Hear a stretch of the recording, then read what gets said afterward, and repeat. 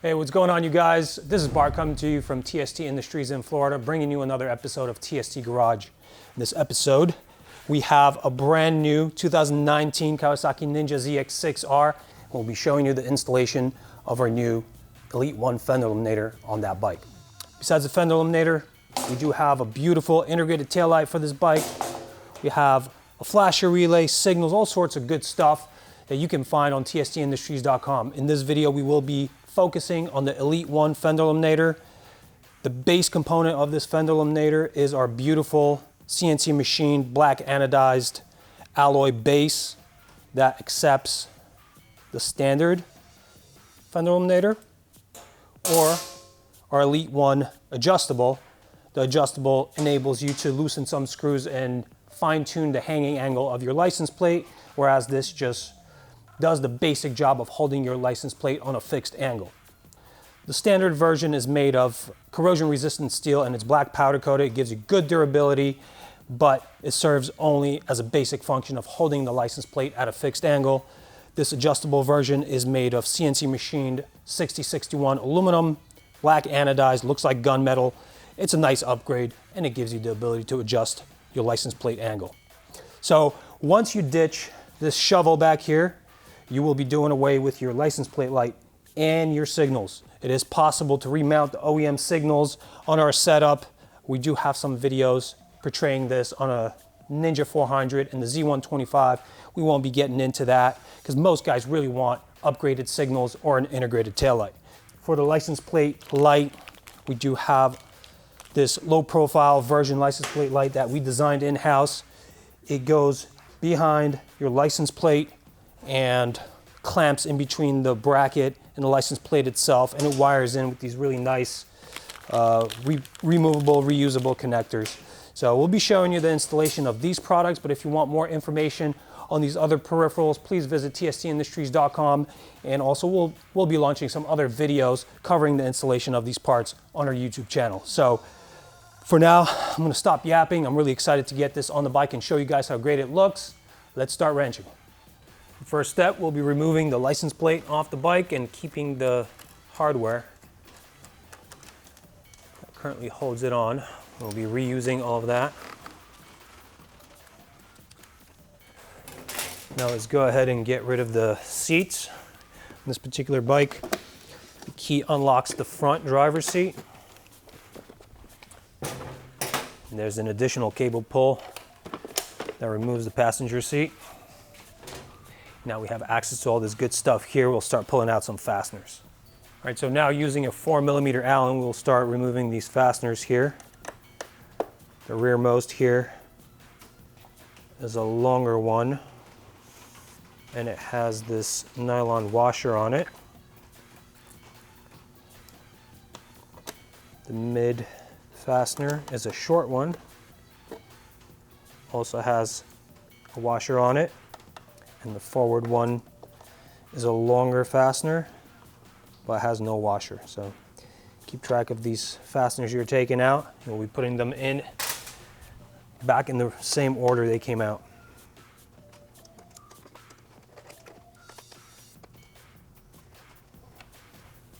Now we will push the centers in on these rivet type fasteners. There are 4 of them. When you push the center in, that unlocks them. And then we can just pick them out like that. Now we can start taking down these painted panels. I'm going to start from the back. There's a little tab in here that has a ramping locking feature. If we work that out first, it releases everything else. So be careful that it doesn't get damaged in the disassembly. Okay, now that that's out, we have a series of fasteners that are of the friction type. They fit into rubber O-rings. And then up front we have one more friction fastener. Here's my thumb, push that forward. As I rotate this section, there is a tab feature. If you rotate it, it'll come out. All right, so we have our grommets that fit all these interference geometry locks, and we have that tab that came out of here. We'll repeat the procedure on the opposite side of the bike. And now I will grab a Phillips and turn out the head of this plastic fastener. Same on the other side.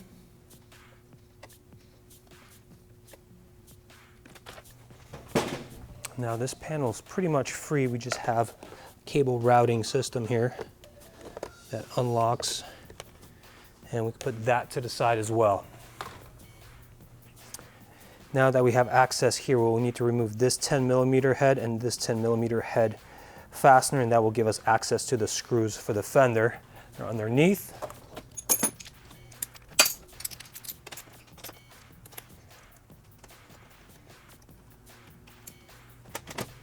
Okay, now as this comes out, you'll notice that it's plugged in under the same boot as all of your electrical equipment that goes to the fender. So you could either disconnect this exhaust servo, put it to the side, and remember not to power up the bike while this is disconnected, otherwise you'll throw a code.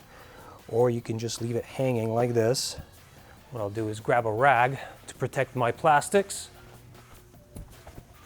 That way we don't sustain any damage here as it lays here. And we'll disconnect all of these components that go to the license plate light and the signals. Now these are free, so we'll need a 5mm Allen to get these 4 fasteners out, and also a Phillips to get these 2 out.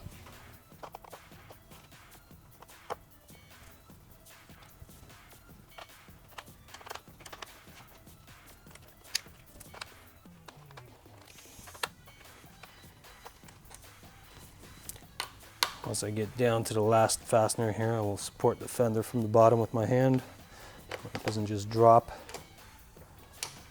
And now it's completely free. Milk out the wires and put this to the side and proceed to the assembly of our Fender Eliminator. So now we're ready to start the installation procedure for the closeout, and then subsequently the Fender Eliminator license plate brackets that mount onto it. I'll show you the closeout by itself first. It does exist as a separate component. So first, we'll need to block out this hole. This is meant for running wiring to the inside. If you're doing the full Fender Eliminator setup, you will likely run your license plate wire and or signal wires through there. So we'll use the shorter countersunk screw with the larger washer here and a nylock nut. 4mm Allen and a 10mm wrench. I like my ratcheting box wrench here, but any other 10mm will do. Now it'll be basically 4 times 1 of each of these components in this configuration. Countersunk screw, stack a spacer on that, and then this will go through the undertail into the frame, and we'll receive one of these smaller washers and a nut capping it off. So since I only have 2 hands and I'll have 4 of these assemblies here, what I'll do is grab some painter's tape. This trick makes this entire procedure a lot easier. Just tape the screw heads flat on the outside surface of this closeout. And then stack my other components on top here. And this will now as one piece go into my undertail and my frame. Make it really easy to stack my washers and nuts on top of those protruding screws now. After all of the threads are engaged, I'm going to pull off the painter's tape and use my 4mm down here along with 10mm wrench on top. This becomes pretty cumbersome. I'm going to grab a socket for this part of the procedure.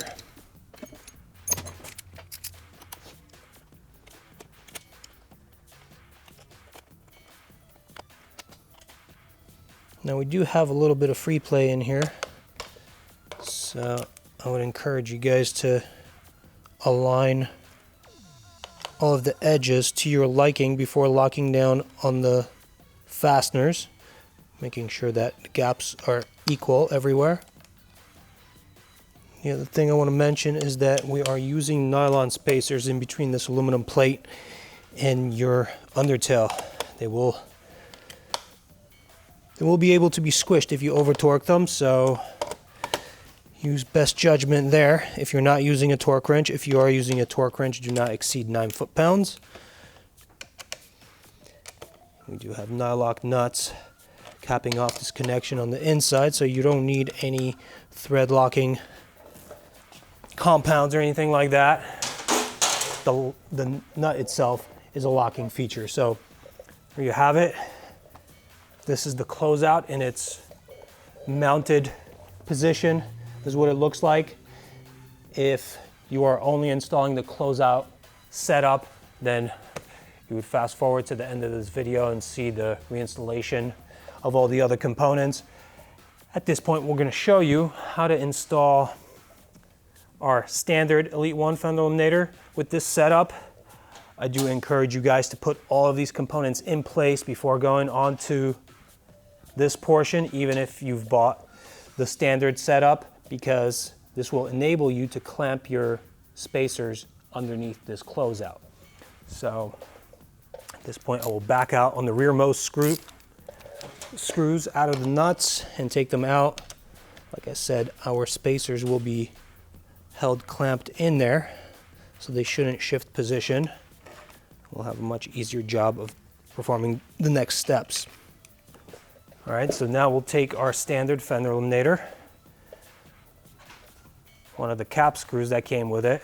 Cap screw has this sort of a head, also takes a 4mm Allen. We'll stack a washer on each of these screws, feed them through the bottom of this bracket on its mounting pad, and get those through the closeout to the inside of the bike. At that point, we'll take our nylock nuts that we just took off from the other connection, get them on here, and tighten down on this connection. I like to snug these components up and then do a final adjust, make sure that they're center and perpendicular to the center plane of the bike, and then go ahead and lock them down. Again, not exceed 9 foot-pounds. All right, so that was fairly simple. This gives you the ability to mount your license plate and signals, or maybe also a license plate light for the purpose of running the wires into the tail section. We do have a little bit of a relief here that's meant only for the license plate light wire. The other wires will be fed behind the bracket here. Of course, you will have to remove this screw or not put it in the first place if you're intending to run wires inside the bike.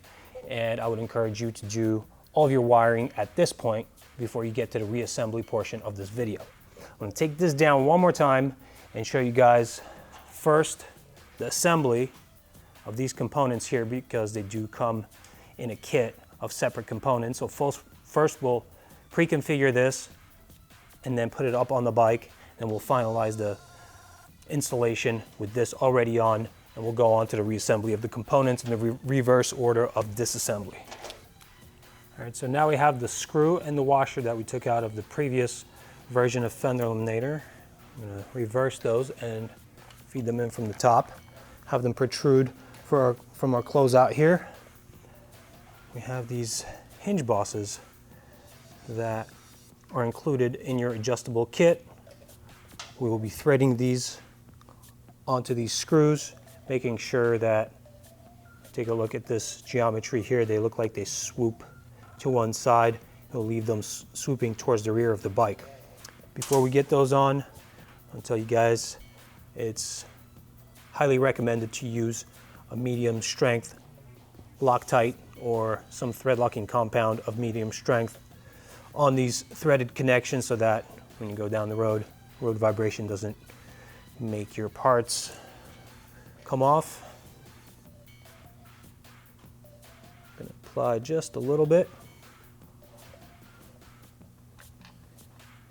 and start the threads. I usually start the threads from the bottom here. And when I get closer to the closeout,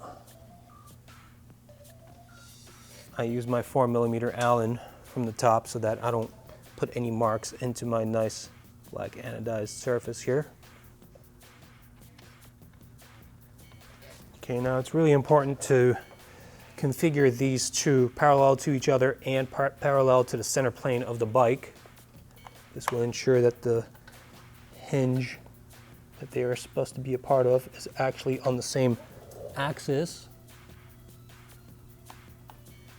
and is able to articulate properly, giving you the ability to adjust your license plate angle. But look through one side, one hole here, I could see the other hole concentric. That's a pretty good indicator that they are in fact parallel. Now I will snug this up.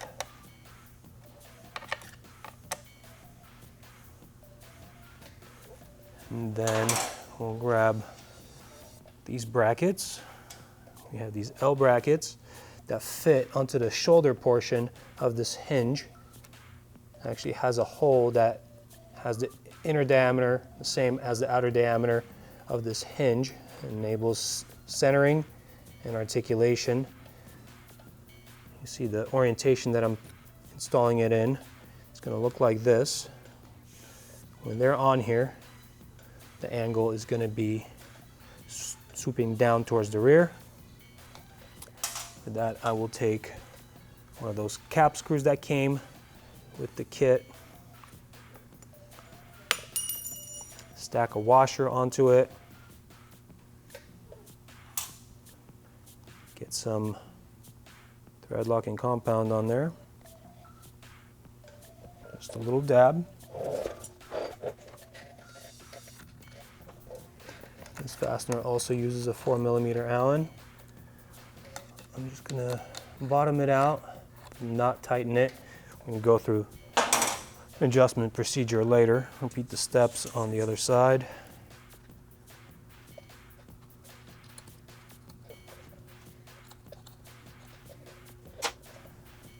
That'll be all for our thread locking compound. The other connections are made with locking nuts, so we will not be using a thread locker. Just going to wipe off any excess or drippings that I may have made with the thread locking compound. We don't want that hanging out on anodized faces. Now we'll grab the flat license bracket and superimpose it on the L brackets here.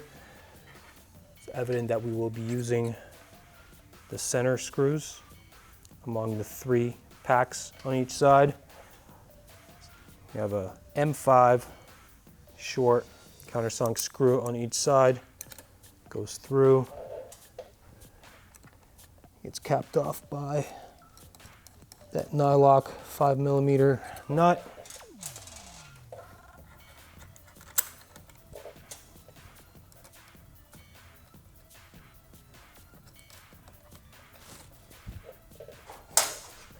And now for this connection, we'll be using a 3mm Allen and an 8mm box wrench. Now before I tighten this down all the way, and make sure that it's hanging center on my L brackets.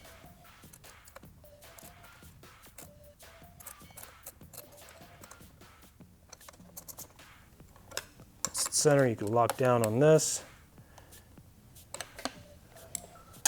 And now with a 4mm Allen, you can loosen your hinge screws, perform the adjustment, and then lock it back down.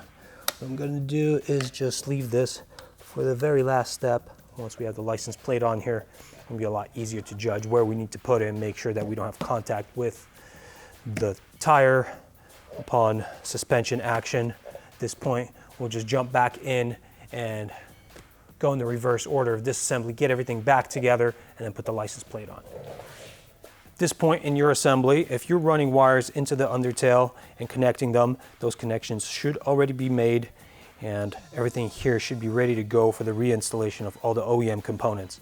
For the purpose of this video, we're not showing you any of that because this is just the installation of the Fender Eliminator hardware.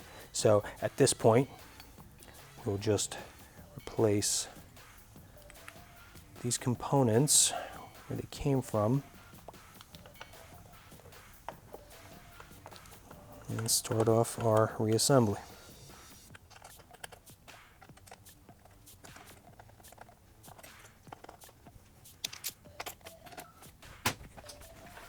Center panel goes back on. We have to make sure we have our cable routing guide here and engaged, and then we will align these holes with their receivers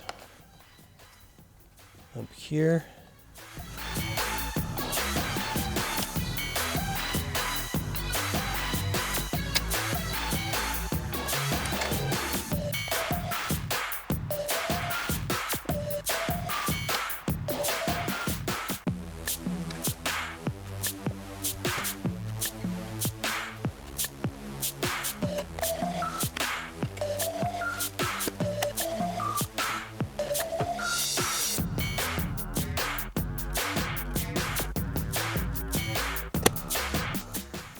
At this point, we can start putting in all of these fasteners that we took out earlier.